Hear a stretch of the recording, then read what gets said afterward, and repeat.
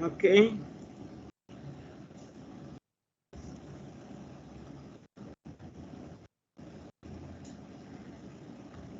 ¿Tú tienes anotado dónde quedamos, Listen? Creo que sí. Déjame ver, sé que el jueves sí había anotado, pero wow, o lo habíamos anotado abajo, en la misma diapositiva. Voy a ver.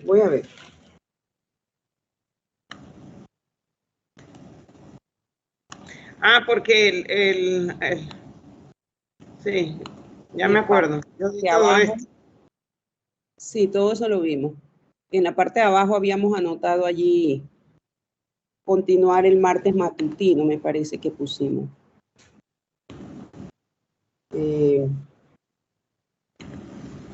No, en el día no se anotó. En la Esto ya mañana no recuerdo yo haber dado esto. dopamina no. ¿El anterior? ¿Cuál es el anterior? Ah, ese día dio Carlina, ¿te acuerdas? Sí, dale, que yo creo, ya me acordé lo que dio. No, pero Carlina, sí, eso fue el jueves. Ella quedó exactamente, ella lo anotó donde está fenilefrina, creo. Y está el esquemita ese. Allí. Ok. Hasta aquí llegamos en el matutino el jueves 7 de octubre, dice, abajo. Ok, o sea, eso lo cubrieron, sí. Entonces, eso lo vieron. Vamos a clonidina, pues. La Vamos siguiente, exacto. Ok. Bueno, chicos, buenos días. Un gusto verlos. Espero estén bien, cuidándose mucho. Ya estamos casi más allá del 60% de cobertura de vacunas. Qué gran noticia, ¿no? Más del 60. Sí, ayer anunciaron que más del 60%. Qué bueno. Yo espero que para el otro semestre estemos en clases. Yo también espero. En las aulas. Sí. Los chicos que no han hecho el examen, lo voy a mandar el día sábado en la mañana, a las 9 de la mañana, les voy a estar mandando a su chat el examen extraordinario. De todas maneras, yo me comunico individualmente con cada uno, pero por si acaso están aquí, porque les choca a las horas de clase, entonces es un problema. Listo. Empezamos, pues, jóvenes, vamos a continuar entonces con los fármacos adrenérgicos.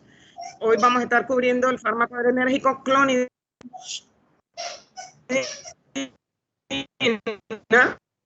Arriba ustedes observan el decreto donde se indica qué clase de fármaco es clonidina. Y es clasificado como ya hemos visto, como agonista alfa-2 selectivo. Este fármaco no es una catecolana. Entonces, vamos a observar que su biotransformación y demás va a ser bastante distinta de la más lenta de lo que es la biotransformación o de lo que corresponde a la biotransformación de noradrenalina, adrenalina, otras plantas. Es un antihipertensivo que tiene importantes acciones centrales y a su vez tiene algunas particularidades. Los chicos que, Elliot, que si puedes apagar la cámara para que se escuche mejor, porque sí es cierto, está entrecortado. Voy. Para ver si así, porque parece que el vídeo consume bastante señal y está un poco débil. Vamos a probar de nuevo para ver. Se está tildeando, dice. Ok. Vamos a volver a compartir. Sí, se está tildeando.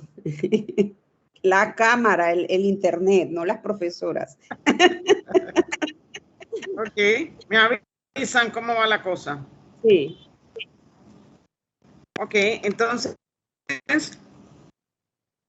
ya que clon es un agonista alfa-2 selectivo. Está mejor.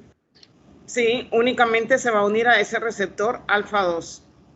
Recordamos la presencia de esos receptores alfa-2 donde se ubica en vasos sanguíneos, pero también a nivel presináptico. En las terminales, cuando se libera el neurotransmisor, y es un receptor que inhibe la liberación de noradrenalina. También lo encontramos ubicado en las neuronas del núcleo del tracto solitario. ¿Se acuerdan que están comandando la respuesta del reflejo baroreceptor? Entonces, no es, desde el punto de vista químico, no es una catecolamina y se va a comportar diferente. Entonces, voy a quitarme la mascarilla, que también así a veces se oye un poquito mejor. Espero que aquí no entre nadie ahorita. Entonces, no es una catecolamina y por lo tanto se va a comportar distinto de aquellos fármacos adrenérgicos que sí lo son, como noradrenalina, adrenalina, dopamina y otros. Es un antihipertensivo y tiene acciones centrales importantes por la presencia de este receptor alfa 2 en el bulbo que controla las respuestas reflejas, el nivel de liberación de norepinefrina hacia la periferia. Si lo damos por vía intravenosa, es interesante este fármaco porque si se diera por vía intravenosa, que la vía de administración usual es oral, pero si se diera experimentalmente por vía intravenosa, induce una hipertensión transitoria. ¿Por qué? Porque en los vasos sanguíneos tenemos ubicados receptores alfa 2 que contraen. Entonces esos serían los primeros receptores que encuentran. Pero después de esa hipertensión transitoria, se produce una prolongada hipotensión porque se disminuye el flujo. ¿No se oye? ¿Ah? Se ha cortado. Deja entonces un momento. Voy a hacer una cosa. Voy a conectarme a mi celular. Esto es una locura, la internet de ley. Espérenme. Permítame un momentito, que voy a poner de opción de conexión mi celular.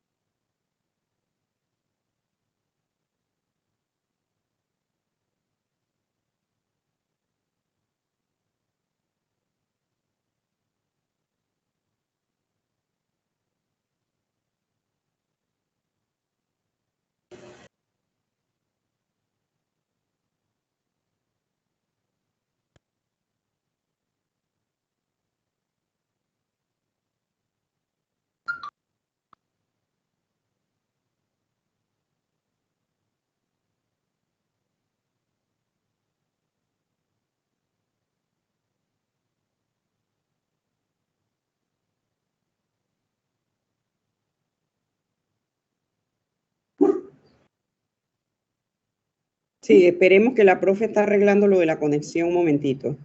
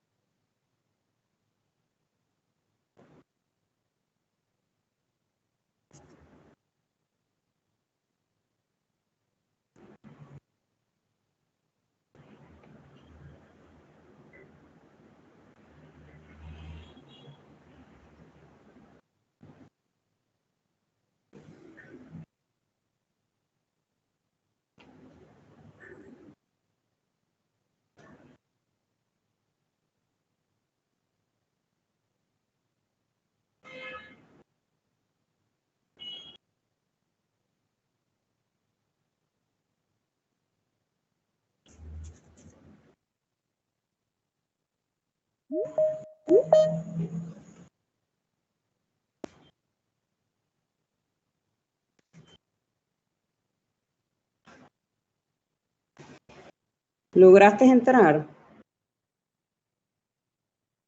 No. Vamos a ver.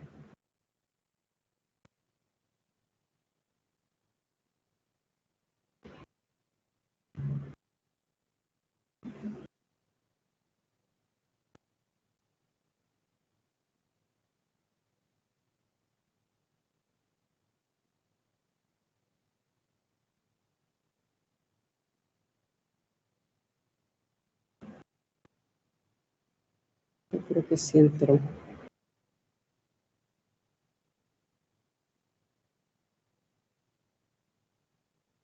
Sí.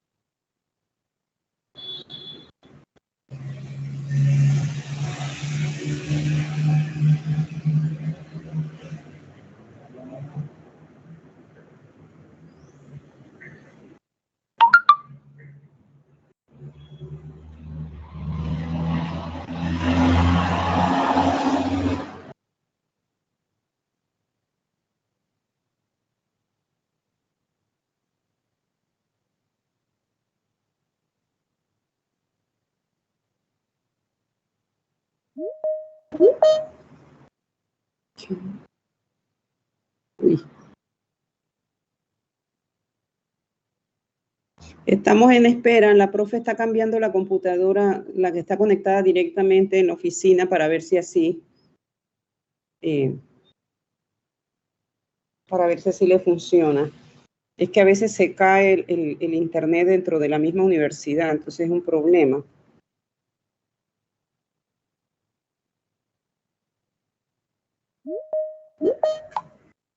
Aquí está de nuevo, vamos a ver. Ojalá que pueda entrar. Ahí está. Hola.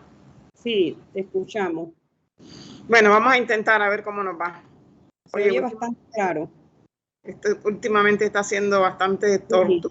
Es un problema con el internet ahí en la universidad. Bueno.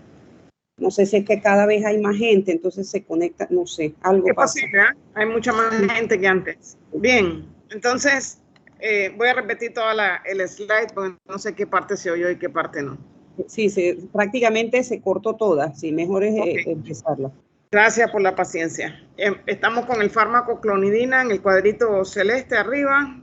Tenemos que se trata de un agonista alfa-2 selectivo. Recordamos dónde se ubican esos receptores. Están ubicados en el músculo liso de vasos sanguíneos contrayendo, pero también están ubicados a nivel presináptico en las terminales nerviosas, inhibiendo la liberación de noradrenalina. También lo encontramos en el bulbo simpático, ¿se acuerdan? El sitio donde se controla el vasoreceptor a nivel del núcleo, el tracto solitario. Ahí hay muchos receptores alfa-2 que inhiben el flujo simpático a la periferia. Sabiendo esto, entonces vamos a repasar lo que está escrito acá. Clonidina ya la hemos visto en las terminales nerviosas actuando sobre receptores alfa-2. Pero vamos a ver las características farmacológicas adicionales que tiene este fármaco. Vamos a ver que no es catecolamina, por lo tanto, no se va a comportar desde el punto de vista farmacocinético ni en muchos aspectos como lo hace noradrenalina o dopamina o adrenalina, cuyas acciones son muy rápidas, muy breves sería la palabra más adecuada. Es un fármaco antihipertensivo, no es primera línea, pero se sigue usando. Tiene importantes acciones centrales. ¿Por qué? Porque el centro simpático que acabo de decir, aquel que reúne el sitio donde llegan las señales vasoreceptoras, hay abundantes receptores alfa-2, ahí clonidina llega, al ser un agonista, induce pues a ese receptor a que disminuye el flujo sanguíneo hacia la periferia, eso baja la presión arterial. Eso es si administramos clonidina oralmente y se va absorbiendo poco a poco, pero si nosotros administramos clonidina de manera por vía intravenosa muy rápidamente, los primeros receptores con los que se encuentran en vasos sanguíneos son los receptores alfa-2 que van a producir aumento de presión, una hipertensión transitoria, porque a medida que va encontrando los otros sitios receptores que he mencionado a nivel presináptico, por ejemplo, se va a producir una hipotensión prolongada. Y está llegando también al centro simpático del bulbo, disminuyendo el flujo simpático del sistema nervioso central. Este sitio que he estado repitiendo se ubica en las regiones inferiores del tallo cerebral, siempre les he dicho, en la base del cráneo, ahí se encuentra ese centro de control. Entonces, los receptores presinápticos alfa-2 se activan, disminuyendo la liberación de todo lo que contenga la vesícula de esa terminal noradrenérgica, que recuerden que además de noradrenalina se encuentran almacenada con otros cotransmisores como ATP y neuropéptido Y. Entonces, este fármaco tiene una particularidad adicional que hay que remarcarla. Es un fármaco que induce bradicardia a la vez que estimula el flujo parasimpático. En aquel dibujo que nosotros pusimos, voy a tratar de hacerlo aquí, ojalá no se nos dañe esto. Ustedes ven aquí el núcleo del tracto solitario.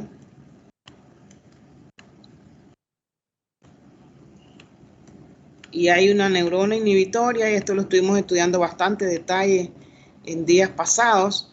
Controla el centro vasomotor que hacia la periferia, controla a su vez la liberación hacia vasos sanguíneos de norepinefrina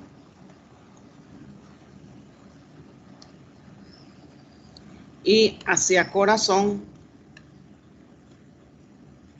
también de norepinefrina en ambos sitios. Norepinefrina.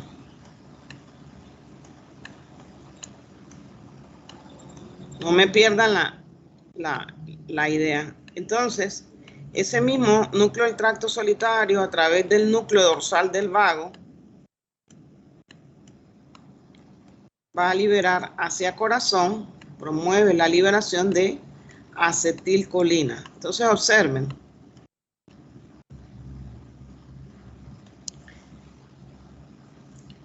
En este sitio donde está el núcleo del tracto solitario, ahí existen abundantes receptores alfa-2. Cuando clonidina llega a ese sitio,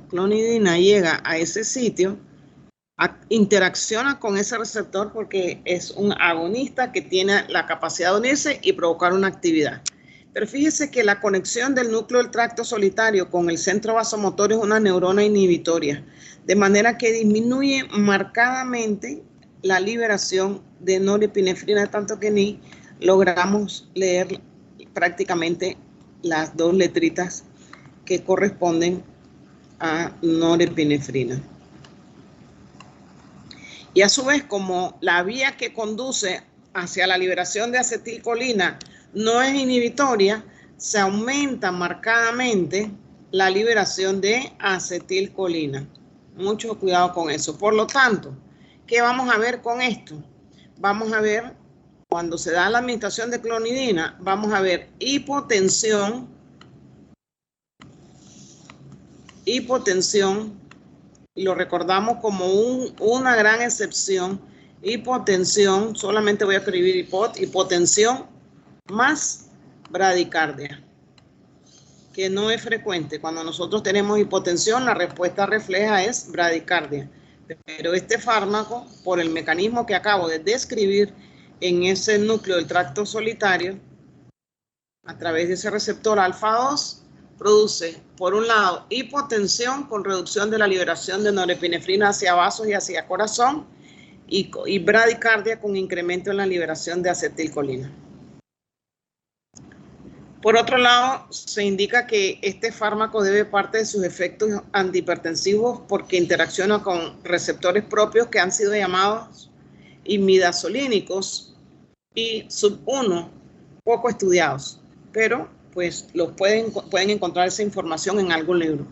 Otros fármacos que se unen a estos receptores y sub-1 son rimeldina, moxonidina, que son aprobados también como antihipertensivos. El principal uso de clonidina es como antihipertensivo, pero no se extrañen de ver que clonidina en algunas instancias puede ser utilizada para tratar dolor, para tratar en el manejo de dolor. Importante recordarlo. Entonces,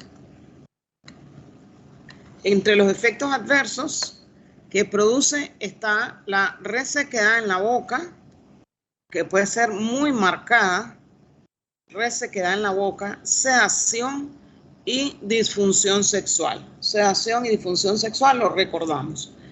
Entonces, hay otro fármaco que está relacionado a clonidina, que es la dexmetomidina, que es un agonista también selectivo alfa-2 que se usa en anestesia para producir analgesia, sedación y disminución de las secreciones, que en cirugía es interesante porque con algunos de los gases anestésicos que se utilizan puede haber mucha secreción de mucus que puede interferir con la respiración. Así que aquellos fármacos que disminuyan las secreciones como dexmetomidina pueden ser muy útiles. Preguntas hasta ahí. Seguimos entonces. Efedrina, otro fármaco al que ya hemos hecho referencia en el pasado. Observen el recuadro superior derecho, es un agonista mixto, alfa 1 y alfa 2, a trabajar sobre esos receptores, pero también sobre el receptor beta 1, beta 2, por esa característica que tiene en su estructura que ya revisamos. Además de tener acción directa sobre los receptores, es capaz de liberar catecolamina. ¿Se acuerdan? Por eso se le llama agonista mixto. No es un sustrato ni de la monoamina oxidasa ni de COMT, por lo tanto sus efectos pueden ser prolongados. Su inicio es lento porque se va absorbiendo lentamente. Y acá lo que acabo de decir es su duración de acción es larga, comparada con epinefrina o con isoproterenol, que son sustratos de MAO y COMT, o en el caso de isoproterenol de MAO. Se usa más en profilaxis que en ataques agudos de asma. Hay personas con un cuadro asmático que requieren de la prevención y efedrina sigue siendo una opción. Por la capacidad que tiene de liberar catecolaminas, también puede estimular sistema nervioso central.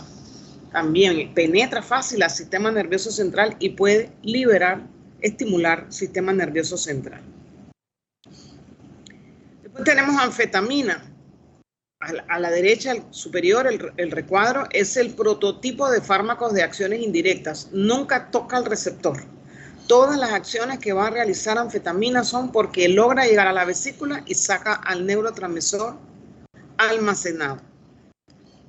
Es usado para tratar narcolepsia. Esa narcolepsia es un trastorno donde las personas se pueden quedar dormidas cuando están realizando su vida diaria, manejando, operando máquinas y demás, de manera que hay que tratarlo. También se pueden utilizar en ese trastorno antidepresivos tricíclicos y los inhibidores de la monoamina oxidasa. Pero el uso de anfetamina es complicado en esa condición, en narcolepsia, porque existe un riesgo de abuso a esta sustancia. Anfetamina pues, está vinculada a cuadros donde el paciente puede hacer un uso inadecuado de ellos. Otros derivados de anfetamina también utilizados en narcolepsia y que también comparten el problema de uso inadecuado son la dextroanfetamina y la metanfetamina. También hay derivados de anfetamina que han sido usados por mucho tiempo para rebajar de peso por supresión del apetito. Y ahí tenemos toda una gama de compuestos: dextroanfetamina, metanfetamina, menfetermina, dietilpropión, macindol, sibutramina, que es un fármaco que combina acciones adrenérgicas y serotoninérgica, fentermina, quise decir aquí, perdón. Pero su uso ha sido restringido a nivel mundial, pero siguen llegando al mercado con preocupación, quizás hasta por vías clandestinas en algunos momentos, porque pueden producir serios efectos adversos cardiovasculares y siempre detrás de ellas va a estar ese problema de uso inadecuado, de que la persona quede usando ese medicamento ya no por la condición clínica que tengan, sino por satisfacer ese tipo de necesidades inadecuadas. Después tenemos a metilfenidato, recuadro superior derecho. Es un análogo de anfetamina y en el mismo mecanismo, es decir, llega a la terminal, ingresa por el transportador, llega a la vesícula y produce una difusión de intercambio facilitado, provocando la liberación total de las vesículas que contienen noradrenalina. Este fármaco se usa para el manejo del síndrome de déficit de atención primaria en niños, que es muy común, cada vez se diagnostica más. Y se ha usado también para ese fin dextroanfetamina y anfetamina, con la dificultad que he estado mencionando en cuanto a la posibilidad de un uso inadecuado. Fíjense que trato de no mencionar el abuso de la sustancia, porque Eso es un concepto que va contra el uso racional de los medicamentos controlados. Tratamos de decir uso inadecuado. Después tenemos a tiramina, recuadro superior, producto. La de producto del metabolismo normal de tirosina y que es abundante en alimentos fermentados. Ya esto lo hemos mencionado anteriormente, ¿se acuerdan? Quesos, vinos y demás.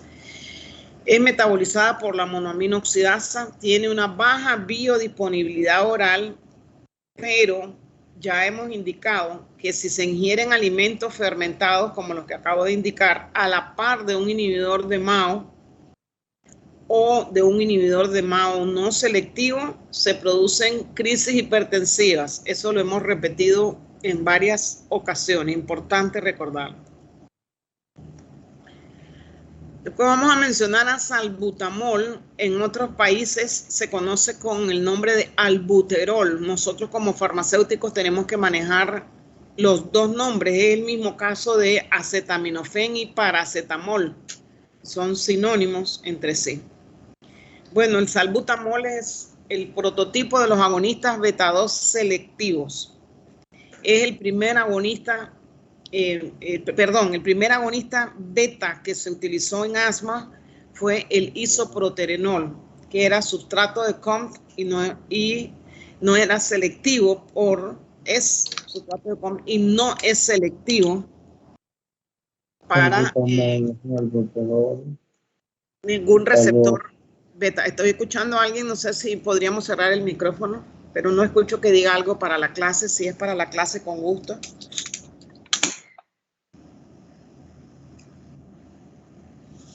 Bien, entonces, recuerden que a pesar de que digamos que es un agonista selectivo, la selectividad absoluta no existe. El isoproterenol dejó de utilizarse porque al no ser selectivo, trabaja muchísimo sobre receptores beta 1 y beta 2. En aquel tiempo se pensaba que en el corazón nada más habían receptores beta 1 y eran los responsables de ese incremento en la actividad cardíaca que se observaba con isoproterenol y que puso en riesgo o llevó a la muerte a muchos niños. Entonces ese fármaco para ese fin dejó de utilizarse. Con la llegada del salbutamol se pensó que al ser agonista beta-2 selectivo no iba a tener ninguna actividad en corazón, pero los estudios avanzaron y ahora nos damos cuenta que este fármaco también produce, el receptor beta-2 también lo tenemos en corazón y aumenta los parámetros cardíacos, como vimos cuando estudiábamos los distintos receptores en los distintos órganos efectores. Pero además, ese fármaco, salbutamol, si logra llegar a receptores beta-2 de vasos sanguíneos, puede hacer que la presión caiga y se dé una respuesta refleja hacia el corazón, produciendo taquicardia. Aparte de lo que está ahí señalado de que la selectividad no es absoluta. Así que siempre tenemos que utilizar este fármaco con relativo cuidado. Porque ahí al fondo se oye alguien como hablando, escuché la palabra factura. Bien, no es... Cierren los micrófonos, por favor. Bien, no es un sustrato de COMT y por lo tanto tiene mayor duración de acción. Cuando el fármaco puede ser administrado por distintas vías. Cuando se administra por inhalación, no se eliminan los efectos sistémicos. Siempre pueden aparecer, pero obviamente van a ser de menor intensidad que si administramos el fármaco por vía oral. Entonces, produce disminución de la liberación de histamina y de leucotrienos de mastocitos, porque recuerden que sobre la célula del mastocito que almacena estos mediadores, existen receptores beta-2. Bien, entonces ese receptor beta-2 lo que hace es disminuir la liberación de esos mediadores. Entonces ese sería un efecto favorable de parte de salbutamol. ¿Cuáles son los efectos adversos? Puede haber tremores por la estimulación de los usos musculares, ¿se acuerdan? Puede haber también sensación de intranquilidad, aprensión, ansiedad. Puede haber taquicardia. Después recuerden el fenómeno de desensibilización que hemos mencionado para los agonistas, y este es el caso más estudiado para el fenómeno de desensibilización o de tolerancia. Entonces, por esa razón, este agonista beta 2 solo se recomienda para el manejo del ataque agudo de asma y no para el tratamiento crónico. Para el tratamiento crónico existen otros fármacos. Entonces, hay otros fármacos beta 2 y aquí los tenemos. La mayoría de ellos se utilizan en asma, como es el caso, o están recomendados para asma, como es el caso de pirbuterol, bitolterol, procaterol.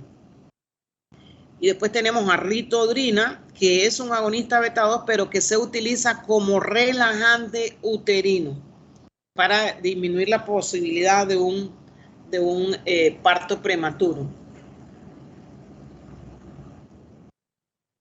Después, otros agonistas beta 2 importantes de señalar son salmeterol y formoterol. Salmeterol es un agonista beta 2 de larga duración, 50 veces más selectivo por el receptor beta 2 que salbutamol. Y se ha indicado que esa acción prolongada se debe a que se une a un sitio específico del receptor beta 2 con gran afinidad y que se le atribuyen también acciones antiinflamatorias importantes en la enfermedad, en una enfermedad como el asma, que tiene un fondo inflamatorio importante. El inicio de acción es muy lento, por lo que no se aconseja para el manejo de las crisis asmáticas. El manejo agudo de una crisis no está aconsejado.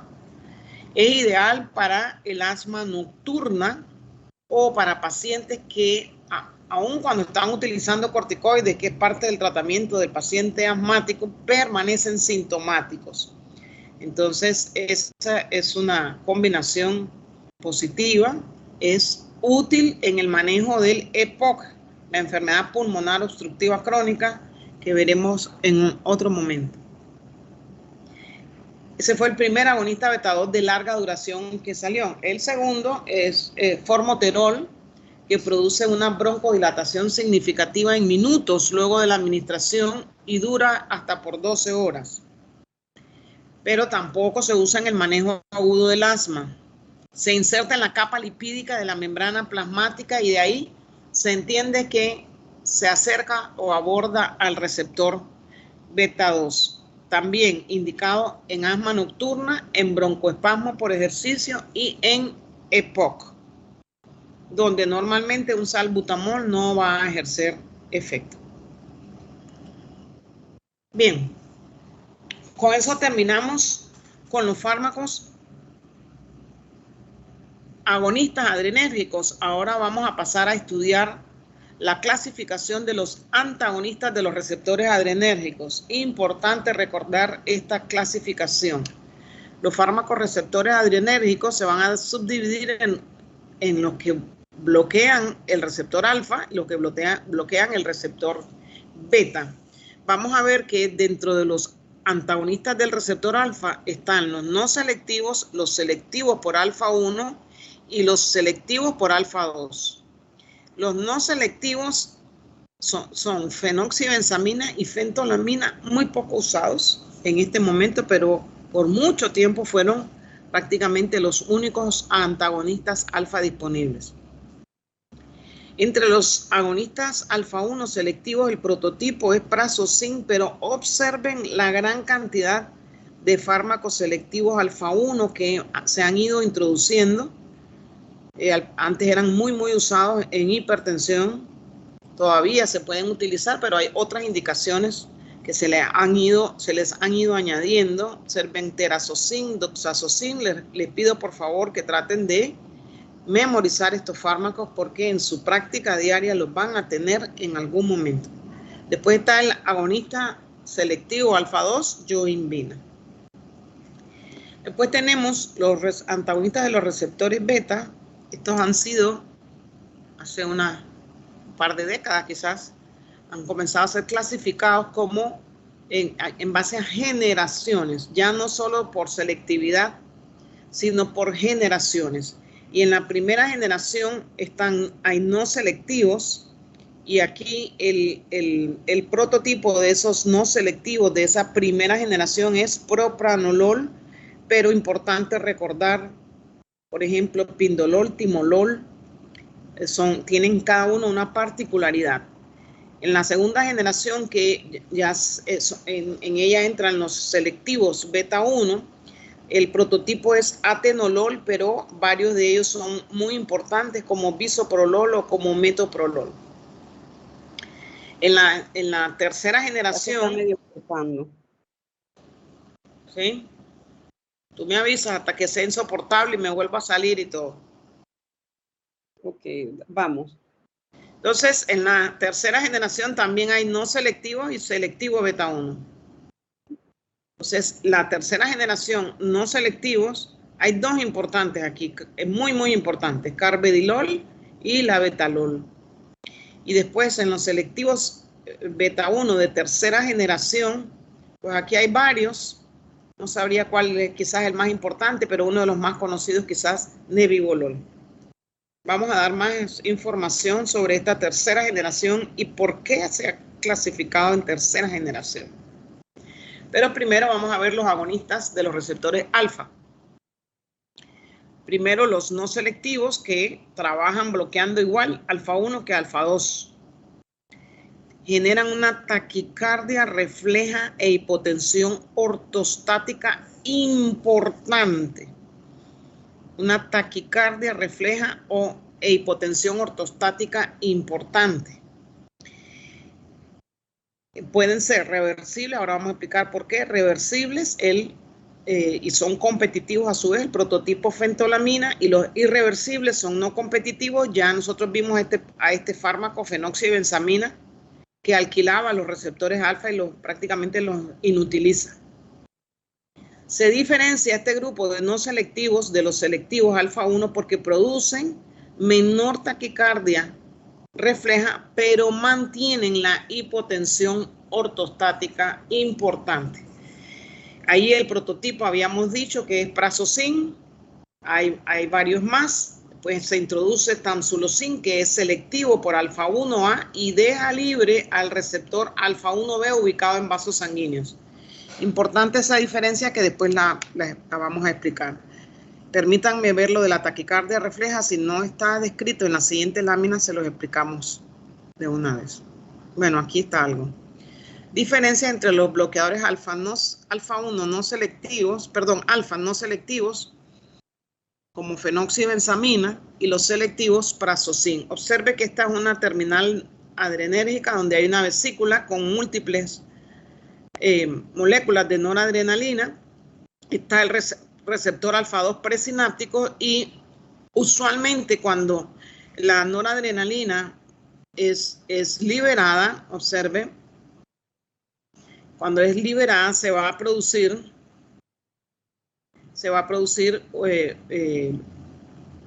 la interacción de noradrenalina sobre todos los diferentes receptores sobre los cuales trabajan en órganos efectores beta 1, alfa 1, y también trabaja sobre el receptor alfa 2, que ya sabemos que lo que hace es disminuir la liberación de norepinefrina. Veamos ahora esa misma terminal bajo los efectos de un bloqueador alfa no selectivo, como ¿cuál? Como fenoxibenzamina. Al ser no selectivo bloquea tanto al receptor alfa 1 en el órgano efector, por ejemplo, vasos sanguíneos, como al receptor alfa 2 presináptico. Y observe que se produce la flecha es mucho más gruesa, se produce una mayor liberación de norepinefrina, que va ¿a dónde?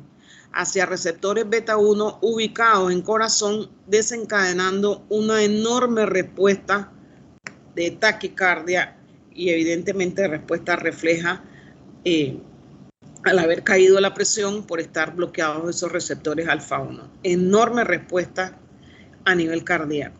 Pero cuando en el último esquema el fármaco que se utiliza es un receptor bloqueador, perdón, es un fármaco bloqueador alfa 1 como Prazosin, bloquea el receptor alfa 1 en vasos sanguíneos, pero deja libre al receptor alfa 2 presináptico de manera que no se produce, no se disminuye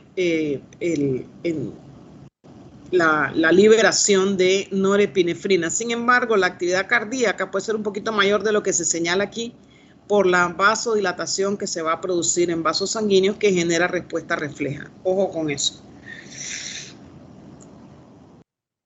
¿Para qué se usan los bloqueadores alfa? En hipertensión hay algunos pacientes que siguen respondiendo a los antagonistas o bloqueadores alfa selectivos tipo Prazosin, selectivos alfa 1 tipo.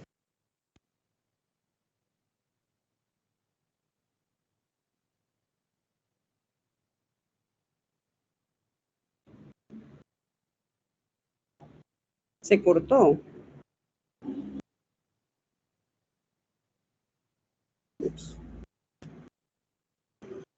No se le escucha.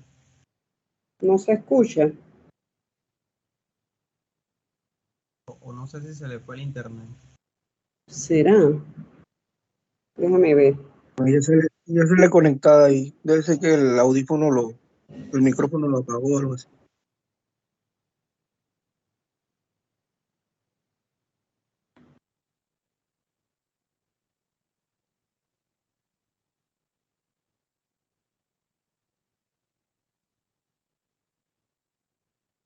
Sí, algo pasó. Pero a veces uno está conectado y si está mal la internet puede ser que no te escuche. Hola, está saliendo.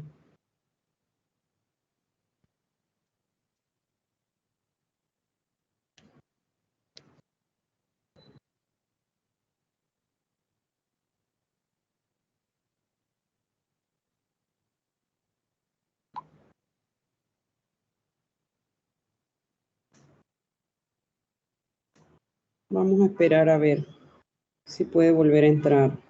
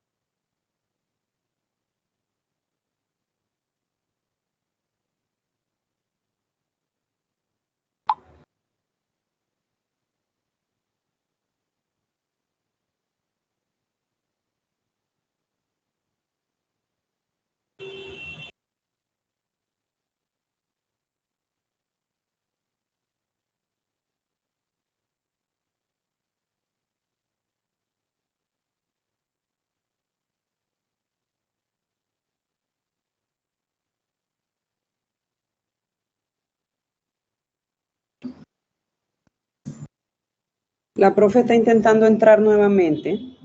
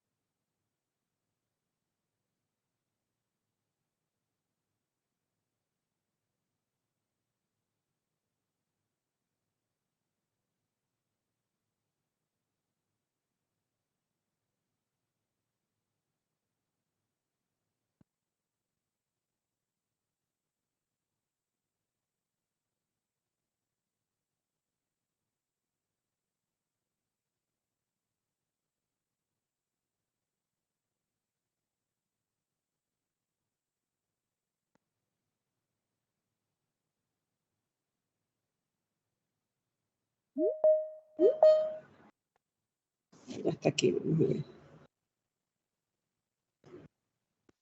Vamos a ver si puede entrar. Aquí estoy, aquí estoy. Ok. Qué horror, está la internet, pero... Terrible.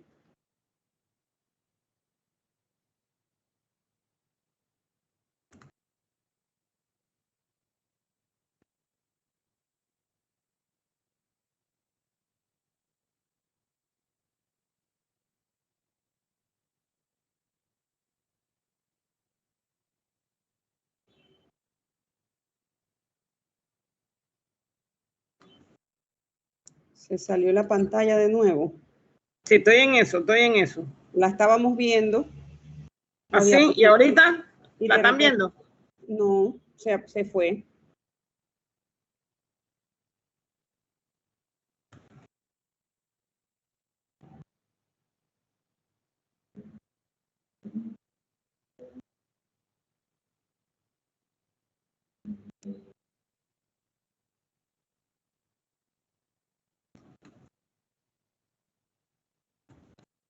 ¿Ahora? Ya, la estamos viendo.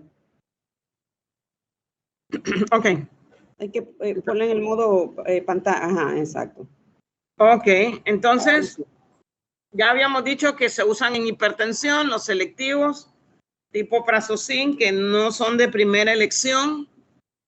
También se utilizan un uso clásico, manejo preoperatorio del feocromocitoma, que es un tumor de las adrenales que genera crisis hipertensiva. En eso se usan los no selectivos tipo fenoxibenzamino. También tienen utilidad los bloqueadores alfa en la enfermedad vascular periférica o síndrome de Raynaud, donde hay una contracción extrema de los vasos sanguíneos de la microcirculación en extremidades, sobre todo plantas de los pies. Algunas veces también se ven las palmas de las manos. Y se utilizan en la hipertrofia prostática. Vamos a ver entonces ahora los efectos de los antagonistas alfa-1 sobre la vejiga urinaria. Ustedes ven acá la vejiga urinaria con los músculos que ya conocen. Todo esto sería lo que es como la bombita que se utiliza para sacar reactivos, sería el detrusor, y aquí vendría el trígono, como una T. Y al final entonces tenemos, rodeando la uretra, tenemos a la glándula prostática. Entonces, en la salida de esa vejiga urinaria y sobre la misma glándula prostática se encuentran receptores alfa-1 que al provocar contracción hacen difícil la micción, hacen difícil que el paciente pueda orinar. Entonces, el uso de fármacos como doxazocin, prazosin o terazocin que bloquean, ahí los ven como una rayita, que bloquean a estos receptores, permiten el manejo de esa retención urinaria que se produce en la hipertrofia prostática benigna. Sin embargo, esos fármacos clásicos, este receptor que se encuentra aquí, ubicado en estos sitios que he señalado, es subtipo alfa-1A. Pero, déjeme ver si puedo hacer un dibujito aquí, pero en ese que sería un vasito sanguíneo, ahí hay un receptor alfa-1B. Prazosin no distingue entre el receptor alfa-1A que está aquí, impidiéndole una micción que pueda hacer PIS a ese paciente que tiene hipertrofia prostática, que está contrayendo, comprimiendo, reteniendo, no distingue entre este receptor alfa que está aquí ni el que está en el vaso sanguíneo. ¿Y qué sucede entonces? Que al bloquear al receptor alfa, el vaso sanguíneo se dilata y la presión arterial cae. Entonces este paciente va a andar por ahí con disminución en la presión y con hipotensión ortostática, esa que se observa a veces cuando nos levantamos muy rápido y vemos cocuyito. Bueno, ese paciente le va a pasar para levantarse de la silla, cuando se levanta de la cama muy rápido, en todo momento, porque sus vasos sanguíneos están comprometidos y no permiten el control por el control baroreceptor. Entonces, con el tiempo, se han identificado fármacos que son, como decimos aquí, en los vasos sanguíneos que están presentes el receptor alfa-1b. Si el paciente solo sufre hipertrofia prostática benigna, se prefiere tamsulosin, que va a bloquear selectivamente al alfa-1A y deja al alfa-1B libre, de manera que no le produce trastornos en la presión al paciente. Entonces, si el paciente por casualidad llega a presentar ambos trastornos, una hipertrofia prostática benigna, pero además hipertensión, esa puede ser una indicación para que se utilice, en vez de tamsulosin, prazosin, que alivia la retención urinaria que acompaña a la hipertrofia prostática y también aliviaría la hipertensión. Pero en caso de que el paciente solo tenga hipertrofia prostática benigna, se prefiere el bloqueador selectivo del receptor alfa-1A, que es el caso de tamsulosin.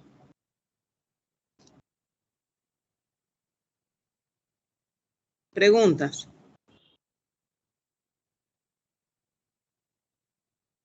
Seguimos. ¿Cuáles son los efectos adversos de los antagonistas alfa? Bueno, si a un paciente que tiene cualquiera de las condiciones que hemos mencionado, recuerden con el calibre aquel de los vasos sanguíneos que les decía cómo estaban continuamente en un grado de constricción que mantiene una presión arterial diastólica, ¿se acuerdan? Sistólica 120 sobre 80 de diastólica. Y esa presión diastólica está determinada por esa resistencia periférica. Pero si venimos y bloqueamos esos receptores alfa-1 en vasos sanguíneos, pues el vaso se va a dilatar y el paciente pues se puede desmayar. Puede haber una pérdida repentina del conocimiento porque no exista suficiente irrigación sanguínea hacia el cerebro. También puede sufrir de hipotensión postural, que es la que, u ortostática se llama también, que es la hipotensión que le da a la gente joven. Ups. Se volvió a cortar la voz. Hola. Se cortó de nuevo.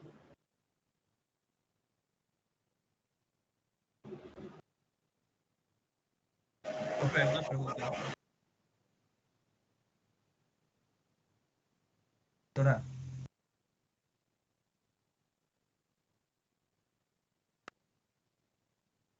Pues me escucha. Hola. La profe, una pregunta con algo que dijo la profesora hace un rato. Creo que la profe no nos está escuchando. Hola. No le escucho. Hola. Déjame chatearle de nuevo. Se cortó de nuevo. Voy de nuevo, ahí estoy. Sí, se cortó ahí en un... Okay. No sé dónde se cortó, qué pena con esto, Dios mío. Creo que Elliot tiene una pregunta, pero ni siquiera lo escuchamos. Con gusto. A ver, Elliot, vamos. Creo que era Elliot el que estaba... Sí, ¿me escucha? Sí, claro.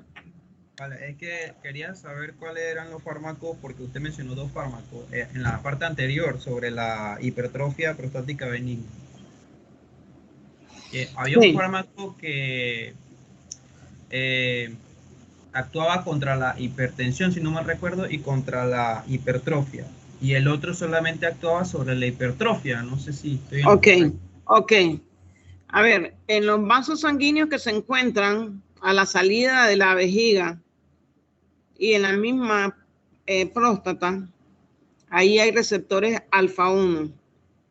Entonces, esos receptores en la enfermedad de hipertrofia prostática benigna, la próstata crece de tamaño y eso va comprimiendo la uretra y hay una participación importante del receptor alfa 1 y se ha comprobado que si se utilizan fármacos bloqueadores de los receptores alfa 1, cualquiera que sean, puede ser prazosin, doxazocin, terazosin, puede aliviar la retención urinaria que va acompañando a la hipertrofia prostática benigna. Con el tiempo se llegó a identificar que en estos sitios relacionados a la retención urinaria existen los receptores alfa 1 que existen tienen un subtipo que es el receptor alfa 1A. En cambio, en los vasos sanguíneos que controlan el nivel de presión, recuerden que la resistencia periférica está determinada por esos receptores alfa 1, son alfa 1B, B alta. Aunque la B es distinta, recuerden que está en vasos. Me explico, ahí traten de hacer esa asociación. Entonces, se identificó un bloqueador selectivo para los receptores vinculados a la vejiga y a la uretra y a la próstata, que es tamsulosin, que deja libres los receptores alfa 1B de vasos sanguíneos. Al no tocar los receptores alfa 1B de vasos sanguíneos, no le altera los valores de presión arterial al paciente, solamente le mejora la retención urinaria. Si no hubiera tamsulosin, como no lo había en el pasado, o se agota o lo demás, pues el paciente debe usar uno de los alfa 1 clásicos, tipo prazosin, sabiendo que se va a ver afectado el control de presión arterial. El paciente va a tener que andar con más cuidado, no se puede levantar rápido y demás porque prazosin no distingue entre los receptores ubicados en uretra y en la próstata de los ubicados en vasos sanguíneos. Es no selectivo para alfa 1. ¿Eso contesta a tu pregunta? Sí, profesora. Entonces, los que se encuentran en los vasos sanguíneos serían los alfa B. Alfa 1B. Recuerda que no es la misma B del abecedario, pero pues el sonido que nos recuerda, ¿no? Que esos son los que están en vasos. Y que una persona que solo sufre de la hipertrofia prostática, pues hay que dejarle esos vasos sanguíneos libres para que no tenga un efecto secundario innecesario. En cambio, si la persona sufre de hipertrofia y de presión arterial, pues a lo mejor prazosin es el fármaco indicado. Podría ser. O como sucede continuamente en nuestro medio, que hay desabastecimiento, pues no llegó tamsulosin. ¿Qué hacemos? Bueno, el paciente tiene la opción de usar prazosin, que no va a distinguir entre alfa 1A y el alfa 1B de vasos. ¿Correcto? Ahora sí, profesora, y ahora sí me quedó claro. Listo. Gracias. Ok, entonces de esta lámina, no sé hasta qué oímos, no escuchamos nada, o escuchamos por lo menos hasta el síncope de la primera dosis. La lámina no la veo. ¿No se está viendo? ¿No está proyectada? No. Ok, vamos a ver. La que tenía los dibujitos que habías hecho, a lo mejor se han borrado. Pero la lámina sí.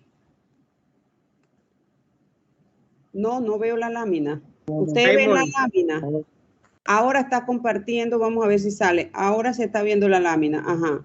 Ok, sí, es que tuve que salir y borré los dibujitos. Vamos para allá. Se borran. Ok, lo pude haber dejado, pero lo borré. Ok, entonces, uno de los efectos adversos de los antagonistas alfa es el síncope de la primera dosis. Es decir, ese paciente nunca ha recibido un antagonista alfa no selectivo como entre alfa 1A y alfa 1B, ¿se acuerdan? Y va y bloquea todos los receptores de todos los vasos sanguíneos. Y si este era el calibre de esos vasos sanguíneos, observen, si ese era el calibre, recuerden que hasta ahí está llegando por las terminales nerviosas, está llegando norepinefrina y está interaccionando con sus receptores alfa 1. Entonces, cuando esos receptores se bloquean con un antagonista alfa, pues esos vasos sanguíneos se le da su dosis completa, se le da, pues esos vasos sanguíneos se van a dilatar y con eso ya sabemos que se produce caída de presión arterial y hay un cambio importante en presión arterial media, ¿se acuerdan? Y eso se detecta. Pero es tan grande la caída de presión arterial que la persona puede desmayarse. Por eso se dice síncope de la primera dosis. ¿Qué se hace para evitar eso? Pues que la dosis no se le da de golpe al paciente, se le da titulada, fracciones de la tableta poco a poco, hasta que ese paciente, luego de unos días, logra adaptarse. Pero eso es un efecto que se puede producir con prazosine, terazocin, con todos ellos. Aquí la gran excepción sería tamsulosin. ¿Ok? También se puede producir hipotensión postural. ¿Por qué? Porque va a ser muy difícil corregir esos cambios de presión arterial que se están dando con todos estos receptores alfa bloqueados. Por ejemplo, si yo estoy acostada en el piso y alguien me llama, estaba haciendo una clase de gimnasia, de abdominales, lo que sea, y de pronto, ay Dios mío, la clase se me había olvidado, corro y me pongo, a lo mejor no llego a la silla, porque me va a dar una hipotensión postural y con el uso de estos fármacos y se me va a poner todo negrito, negrito y hasta puedo llegar al piso nuevamente. ¿Ok? Entonces eso es una indicación que siempre se le da a los pacientes que con la cosa con calma, que no son atletas, que se levanten con calma de la silla, del piso y demás. También puede haber inhibición reversible de la eyaculación, porque el receptor alfa 1 está vinculado con el proceso de eyaculación. Entonces, si se bloquea ese receptor, podría no haber eyaculación. ¿Por qué dice reversible? Porque se deja de usar el fármaco y la función vuelve a la normalidad. También puede haber arritmias. ¿Por qué? Porque ante caídas tan grandes de presión arterial, va a haber un aumento de noradrenalina hacia la periferia, ¿se acuerdan? Tratando de compensar eso. Cuando llegue a vasos sanguíneos, todos esos receptores alfa 1 están bloqueados, pero no sucede lo mismo en corazón, donde los receptores beta 1 están activos y pueden provocar esas arritmias a las cuales estoy haciendo referencia. Mucha noradrenalina trabajando sobre estos receptores beta 1, puede haber arritmias. También puede haber congestión nasal, porque los vasos sanguíneos que recubren la mucosa nasal también tienen receptores alfa 1. Y si esos vasos sanguíneos se dilatan mucho, pues van a ocupar un espacio que debería ser el espacio a través del cual pasa el aire que estamos inspirando normalmente. Entonces pueden producir congestión nasal. Bien, eso con los receptores alfa 1. Todavía no te queda tiempo, gracias a Dios, mira, con todos los contratiempos que hemos tenido, Dios mío. Sí. Vamos a seguir. Tenemos entonces ahora vamos a hablar ahora de los antagonistas de los receptores beta. Ustedes me interrumpen cuando así lo deseen y yo trataré de darles una explicación. Esta es una lámina de un atlas de farmacología que me sigue pareciendo interesante, porque observen que el primer bloqueador sale en la década de los 60 del siglo pasado y es propranolol. Y después de casi unos 5 años, un poco más, viene el siguiente y así sucesivamente cuando van apareciendo los estudios clínicos y van demostrando que estos fármacos son muy útiles, comienzan a sigue la espiral incrementando la cantidad de nuevos beta bloqueadores. Observen que el prototipo de los selectivos no llega hasta casi 25 años después. Entonces vamos a continuar. Los bloqueadores beta tienen varias características relevantes. Por ejemplo, van a tener una afinidad relativa por el receptor beta 1 o beta 2. Es decir, algunos van a bloquear más selectivamente el receptor beta 1 que el receptor beta 2. No nos interesa que haya bloqueadores que selectivamente bloqueen el beta 2, porque el beta 2 es el receptor de músculo liso bronquial que se considera el receptor de rescate para que ese músculo se relaje ante tanta situación que lo puede contraer. Entonces no nos interesan selectivos beta 2. Va a haber una tendencia a buscar fármacos que sean selectivos beta 1. Pueden tener también una actividad simpático-mimética intrínseca, es decir, que sean agonistas parciales. Ahí entre ejemplos de esos tenemos a pindolol, por ejemplo, que no bloquean totalmente al receptor, sino que además lo pueden estimular un poco. Puede haber bloqueadores beta que tengan, además de bloquear los beta, bloqueen receptores alfa. El ejemplo aquí es, uno de los ejemplos es la betalol. Puede haber también entre ellos diferencias en solubilidad en lípidos, y eso puede ser importante dependiendo de cómo esté la función renal del paciente o la función hepática, dependiendo de qué tan liposoluble es el fármaco. Si el fármaco es muy liposoluble, preferiremos aquellos hidrosolubles que se van por riñón, como el caso de atenolol versus propranolol, que es muy liposoluble. También va a haber una característica que cada vez ha tomado mayor importancia, que es la capacidad para inducir vasodilatación. Y entre ellos entran muchos de los fármacos, por ejemplo, nebivolol, tilisolol y otros. También las propiedades farmacocinéticas van a ser distintas entre ellos, por lo mismo que señalaba antes, por ejemplo, la hidrosolubilidad. Algunas de estas características, como se señala en la lámina, son clínicamente significativas y se pueden utilizar para la selección apropiada del beta bloqueador. Entonces, esta es una lámina que sigue teniendo también mucho valor porque nos muestra algunas de las propiedades farmacológicas de los beta bloqueadores según generaciones. Obviamente no nos vamos a aprender todo, yo los voy a guiar lo que es necesario recordar. Por ejemplo, primera generación son bloqueadores beta no selectivos clásicos, no distinguen entre beta 1 y beta 2. ¿Cuál es el prototipo aquí? El prototipo de estos es el propranolol, pero me voy a acordar de pindolol porque tiene actividad simpático-mimética intrínseca y puede ser importante en pacientes que necesitan un beta bloqueador, pero que tienen bradicardia de fondo. Entonces ese pindolol no lo voy a olvidar de primera generación.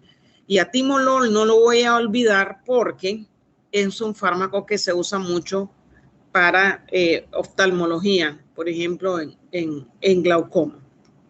Observen que de esta primera generación, propranolol tiene una actividad estabilizadora de membrana importante. Esa actividad estabilizadora le permite actuar como fármaco antiarrítmico. Importante recordar eso. Y después observen que su solubilidad en lípidos es alta. Eso lo recordamos. Segunda generación, bloqueadores beta 1 selectivos. ¿Cuál de ellos es el prototipo atenolol? Observen, y eso lo vamos a recordar, ¿verdad? Observen que aquí hay otros dos beta bloqueadores. Vamos a falla cardíaca. Lo anotamos ahí, falla cardíaca. Entonces, tienen baja solubilidad en lípidos casi todos. Entonces, nos vamos ahora a tercera generación. La tercera generación, en realidad es la que hace que surja esta clasificación en generaciones, porque antes nada más se conocían los beta bloqueadores como selectivos o no selectivos por los dos distintos receptores que más se manejan, beta 1 y beta 2.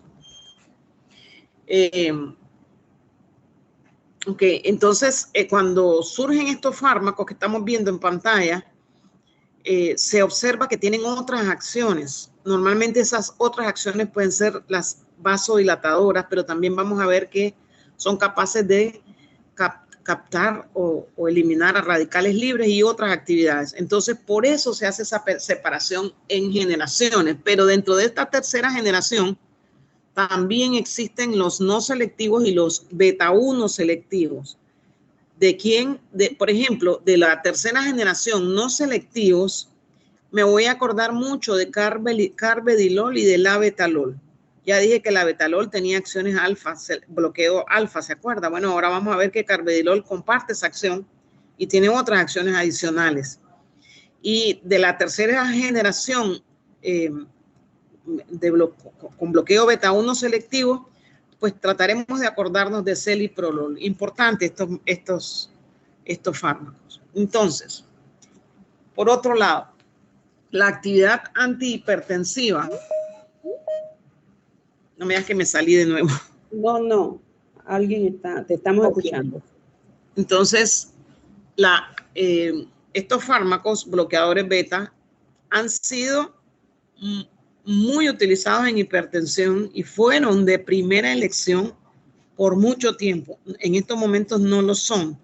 Los fármacos de primera elección son del grupo de los IECA o bloqueadores de los receptores de angiotensina, bloqueadores de canales de calcio.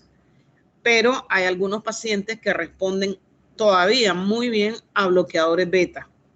Pero además los bloqueadores beta se usan en muchas otras indicaciones. Pero vamos a ver la actividad antihipertensiva de los beta bloqueadores, a qué se puede deber, por lo que todavía les señalaba, se usan mucho. El mecanismo responsable, pues a pesar de tantos años de uso, desde los años 60 del siglo pasado, no se ha aclarado totalmente. Ese efecto antihipertensivo en conjunto, pues se señala que puede ser debido a diferentes factores que no hay forma en que se pongan de acuerdo los científicos. Entre estos factores que pueden ser responsables de las acciones antihipertensivas se mencionan bloqueo de receptores beta 1 de las células yuxtaglomerulares que liberan renina. Bien importante recordar que sobre las células beta 1, sobre las células yuxtaglomerulares del riñón, hay receptores beta 1 y que van a liberar renina. Y renina es el precursor de angiotensina 2. Entonces, por eso es que se señala como uno de los mecanismos que puede estar contribuyendo a este efecto. También puede contribuir el bloqueo de receptores, este efecto antihipertensivo, el bloqueo de receptores beta presinápticos. ¿Por qué? Porque recuerden que si nosotros dejamos, si este es el botón sináptico y aquí están las vesículas que almacenan norepinefrina y cuya liberación, recuerden que habíamos dicho que estaba controlada por receptores beta que facilitaban su liberación, ¿se acuerdan? Voy a tratar de poner ahí una cruz. Y por otro lado,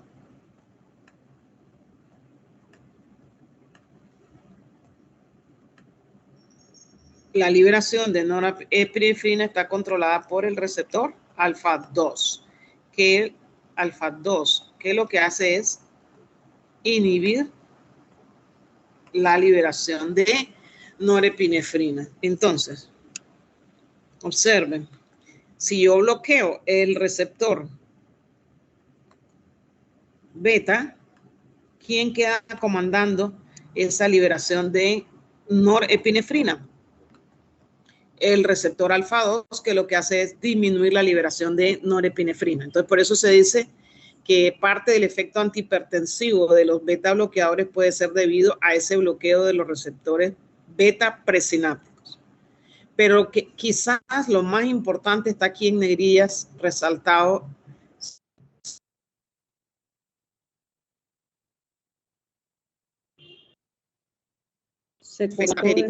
Junto con... ¿Sí? ¿Se fue? ¿Me fui? Sí, regresa un poquito ahí donde empezaste la línea, que no se cortó ahí. Donde la disminución retardada. Ajá. Ok.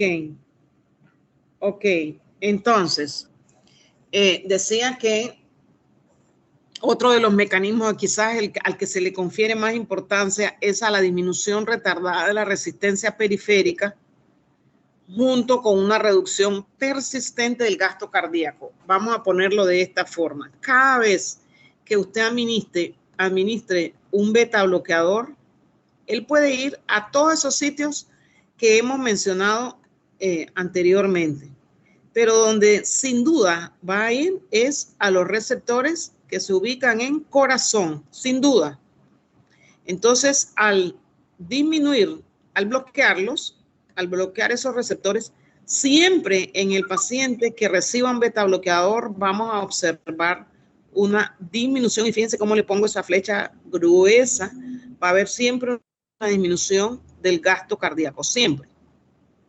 No así con los receptores, perdón, no así con la resistencia periférica. Cuando hablo de resistencia periférica, ¿a qué me refiero? A el calibre de los vasos sanguíneos, ¿verdad? Ya voy para allá.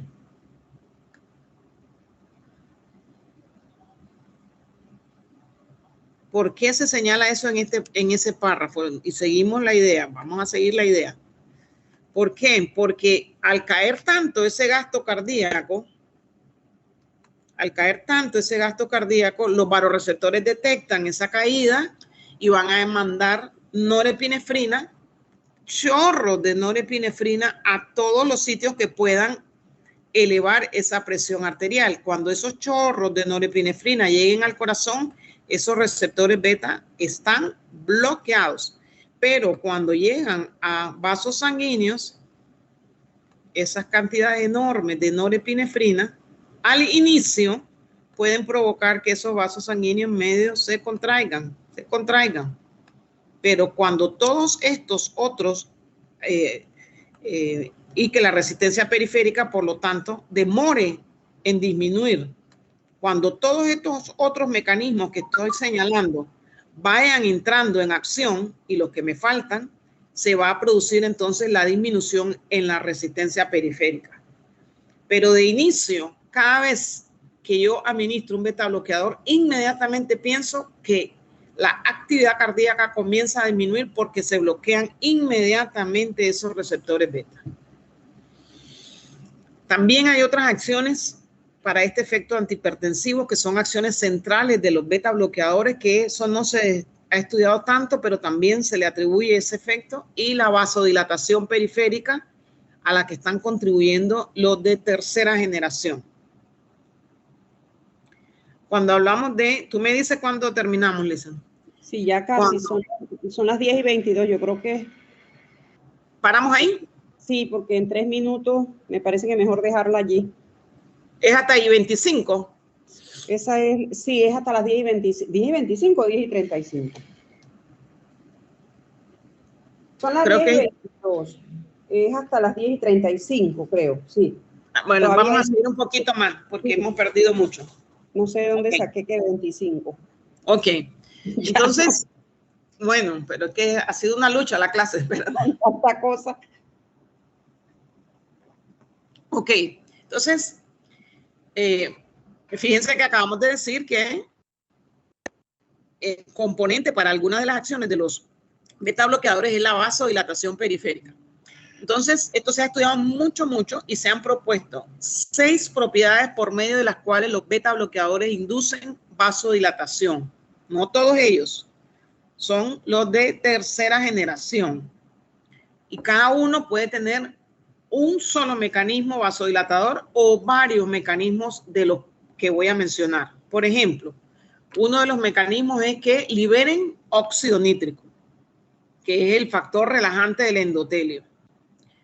O puede ser que activen los receptores beta 2 de vasos sanguíneos. O porque bloqueen los receptores alfa 1. O porque bloqueen la entrada de calcio, impidiendo la contracción. O porque abran canales de potasio, ese es uno nada más el que produce eso, el bloqueador tilisolol. O porque tengan actividad antioxidante, carvedilol y otros. Ok, activación de receptores beta 2, ahí vamos a tener a celiprolol, bloqueo de receptores alfa 1, ahí vamos a tener a la betalol y producción de óxido nítrico, carvedilol. Estos mecanismos parecen contribuir a los efectos antihipertensivos de los cuales hemos estado hablando, porque pues al ejercer vasodilatación aumentan la hipotensión, también aumentan el flujo sanguíneo y disminuyen la poscarga, ese trabajo que tiene que realizar el corazón para expulsar sangre y llevarla hacia todos los órganos. También es importante indicar que estos betabloqueadores que tienen propiedades vasodilatadoras se han asociado a una menor incidencia de broncoespasmo, de alteraciones del perfil lipídico, de impotencia, que muchas veces hace que algunos caballeros dejen de usarlo, reducción del flujo sanguíneo regional y síntomas de retiro. Entonces, esto sería muy beneficioso y se ha ido demostrando que así lo es para pacientes con resistencia a la insulina, con diabetes mellitus, que además sufren hipertensión. Y se presume que estas diferencias que parecen vagas, que parecen muy sutiles, pueden también representar una gran ventaja para pacientes que sufren enfermedad arterial oclusiva periférica o falla cardíaca congestiva. Vamos a ver algunos ejemplos de los de tercera generación y a qué pueden deber su efecto vasodilatador. Vamos a ver, entre los diferentes mecanismos que hemos ido mencionando, la producción de óxido nítrico, ¿se acuerdan? El agonista beta 2 y el antagonismo del receptor alfa 1. No nos lo vamos a aprender todos. En el camino quizás ustedes necesiten aprender algunos de ellos o recordarlos por alguna razón, entonces vuelven a ellos. Producción de óxido nítrico, que a la vez es un agonista beta 2, celiprolol, se lo recordamos. Antagonista del receptor alfa 1, vamos a poner a recordar a carvedilol y a la betalol. Antagonista beta de tercera generación que bloquean la entrada de calcio, carvedilol, la segunda acción de carvedilol que estamos mencionando acá. Apertura de canales de potasio, tilizolol, se va el potasio con su carga positiva y deja el músculo internamente negativo y pues es menos probable que se contraiga. Y la actividad antioxidante, carvedilol. O sea que a carvedilol lo estamos recordando por bloqueo alfa, porque bloquea entrada de calcio, porque tiene actividad antioxidante. Y esta lámina pues quizás también ayuda mucho a recordar varios de estos mecanismos propuestos para los beta bloqueadores. Observen, esta rayita que está aquí, corresponde a la membrana plasmática, ahí la ven, y sobre esa membrana plasmática está el receptor beta 2, pero también hay un canal de calcio. Entonces aquí se mencionan a los que bloquean el ingreso de calcio a la célula, ¿se acuerdan? ¿Cuál era uno de los ejemplos de los que bloqueaban el ingreso de calcio a la célula? Tilizolol. Calcio, recuerda. Vamos para atrás. Carvedilol. Carvedilol, no se nos olvide. Muy bien. Muy bien. Entonces, si ese calcio no entra, pues hay menos calcio, se produce vasodilatación. Lo que tiene la actividad agonista beta 2, ahí dijimos celiprolol. Activa la adenilil ciclasa, produce AMP cíclico y genera vasodilatación. Ya ese mecanismo de acción lo conocemos. Los que producen óxido nítrico. ¿Quién se acuerda de uno de los ejemplos que producen óxido nítrico? Fue el primerito ejemplo que dimos. Y les dije que se acordaran porque además... Celiprolol, profe. Perfecto, perfecto. ¿Y por qué el óxido nítrico es importante? Bueno, tiene tantas acciones el óxido nítrico. Mire, el óxido nítrico genera GMP cíclico que produce vasodilatación. Pero además tiene todo esto. Disminuye la agregación y adhesión de plaquetas y leucocitos en los vasos sanguíneos, porque no queremos vasos sanguíneos con plaquetas ni con nada adherido. Lo queremos sanito. Disminuye la oxidación del colesterol de baja densidad, el LDL. Disminuye también la proliferación del músculo liso. Pero observe que el óxido nítrico también tiene actividades antioxidantes. ¿Ven? Antioxidantes. Entonces, si no se produce esa acción oxidante, ninguno de estas sustancias va a dañar al endotelio. Entonces, todas estas propiedades especiales de estos de tercera generación, acuérdense de los ejemplos que les he ido dando, ¿sí? Antioxidantes, carvedilol, pero también bloqueo de la entrada de calcio y antagonista alfa. Carvedilol va ahí con la betalol. Óxido nítrico, que además bloquea receptor beta 2, nos aprendemos esa pareja de efectos, es celiprolol. Y me mencionaron ahorita el que abre canal de potasio, solo uno hasta ahora, tilizolol. Entonces, ¿para qué se usan los beta bloqueadores? Para hipertensión, pues ya hemos hablado bastante de eso, pero también se usan para angina, cuando ya hay un depósito de lípidos en las arterias coronarias, eso puede producir angina pectoris. Angina pectoris, ojo, el vaso se contraiga espontáneamente. Angina pectoris, ahí se usan los beta bloqueadores para que ese vaso mejor. Arritmias cardíacas, es evidente por qué se pueden usar ahí los beta bloqueadores. En tirotoxicosis, cuando tirotoxicosis es una afección relacionada a la hormona tiroidea, se usan los no selectivos, como cuál, inmediatamente me viene el nombre, propranolol. En la profilaxis de la migraña se usan mucho los beta bloqueadores. En ansiedad, los no selectivos. ¿Por qué? Porque la ansiedad puede inducir algunas respuestas de tremores, ¿se acuerdan? Entonces, ahí nos ayudan esos beta bloqueadores no selectivos, inmediatamente propranolol. En glaucoma se van a utilizar, ¿se acuerdan que se los había mencionado? Timolol, carteolol y bueno, muchos otros que son selectivos beta 1. En falla cardíaca ya los habíamos mencionado, carvedilol, bisoprolol, metoprolol, siendo el preferido de ellos para esta condición que estudiaremos el siguiente semestre, carvedilol. En glaucoma lo repetí ahí, perdón, timolol, y también se usan en infarto al miocardio. Aquellos pacientes que ya sufrieron infarto al miocardio, que sobreviven y usan beta bloqueador, tienen más sobrevida. Yo creo que ya con esto vamos a terminar, que son los efectos adversos de los beta bloqueadores. El primer efecto adverso que nos va a dar temor es la broncoconstricción, obviamente con los beta bloqueadores no selectivos, pero incluso los selectivos en pacientes asmáticos, casi que los médicos prefieren no usar eso porque lo que les decía, la selectividad no es absoluta y en pacientes que ya tienen una condición se puede producir un problema.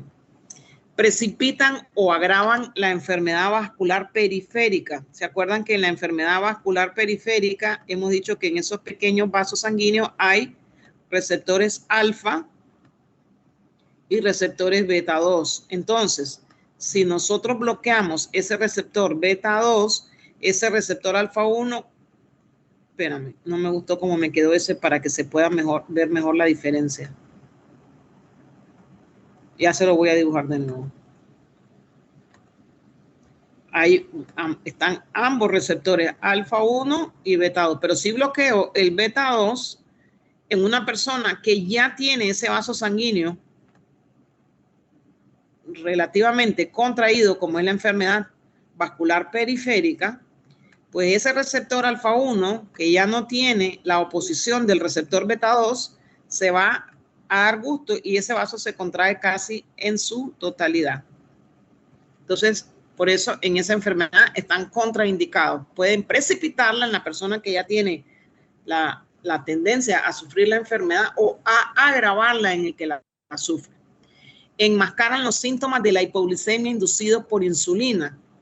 En la hipoglucemia, creo que todos cuando tenemos hambre nos da de todo, nos da hasta taquicardia un poquito. Ahora, bueno, los pacientes que usan insulina, esos síntomas se les ven agravados. Entonces, si bloqueamos receptores beta con ese bloqueador en corazón, bueno, ese paciente que usa insulina ni siquiera se va a dar cuenta tal vez de que está teniendo un bajón en los niveles de glucosa. O sea que cuidado. Peligro por la supresión abrupta del beta bloqueador. ¿Por qué? Porque como es un antagonista, acuérdense que si esta era la población original de receptores, bueno, cuando le ponemos el antagonista, esos receptores se regulan hacia arriba, ya los hemos dicho, se regulan hacia arriba. ¿Ok? Pero si de pronto suprimimos a ese, un momentito nada más, suprimimos a ese beta bloqueador, la población de receptores queda tal cual la están viendo ahí, sin el beta bloqueador. A ver, hasta que se degraden por la vía normal. Y cuando llegue norepinefrina aquí, pues se va a dar gusto con semejante cantidad de receptores disponibles versus lo que estaban originalmente, que nada más eran, ponte, esta cantidad. Entonces, ojo con la supresión repentina de ese bloqueo. Pueden también producir bradicardia pronunciada, porque yo les dije que donde de seguro van esos beta bloqueadores es hacia corazón de receptores y pueden bajar mucho la frecuencia cardíaca, por lo tanto esas dosis deben ser poco a poco también. Entre efectos centrales, lo que sean muy liposolubles, por ejemplo un propranolol, pueden inducir más fácilmente depresión, pesadillas e insomnio, pueden producir disfunción sexual y los de primera y segunda generación no producen hipotensión postural a diferencia de los bloqueadores alfa. Creo que hasta ahí llegamos y con eso terminamos. La parte de adrenérgico, ¿verdad? Sí. La parte de adrenérgico, ya quedaríamos para iniciar el día jueves la clase de Colinérgico. Colinérgico. Muy bien. Bueno, para el día lunes les va a estar llegando los resultados del examen, del primer parcial. Verifiquen bien cada uno, las preguntas, las correctas, las incorrectas, todo eso le va a llegar más su puntaje. Bueno. ¿Preguntas? Bueno, disculpen tanta cosa, pero es que esto, ustedes mismos lo saben cómo es esto de la internet, pero últimamente está como rabiosa. Yo creo que es eso, que hay más gente en la U. Sí, se está cargando mucho a la misma hora, puede ser. Pienso yo que es eso. Las técnicas estas, ¿no? Sí, las tremendas técnicas. Saludos, jóvenes. Saludos. Si Dios quiere. Se cuidan. Sí. Profe Rosa. Sí. Una consultita, no tiene que ver con la clase, profe. Dime.